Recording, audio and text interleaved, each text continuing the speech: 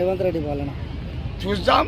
ఇప్పటికి సుమారు 3 నెలలు అవుతుంది. ఇంకో 3 నెలలు ఛాన్స్ ఇచ్చి ఎక్కంగానే గుర్రం ఎక్కంగానే గుద్దంతా కాయగడుతుంది. ఆ తర్వాత అర్థమవుతుంది జనం ఏంటంటే ఓటు అంటే తూటాతో సమానం.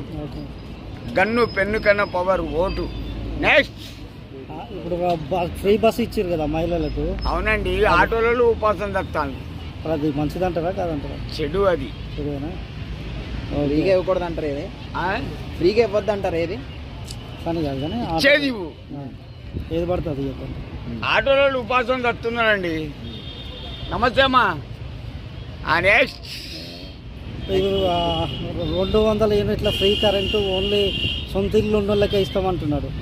గుద్దలకి ఇస్తాడు. అంతేనా? వాని గుద్దల వైర్లు పెట్టిస్తాడు. 200 యూనిట్లు అంటే మాటలా?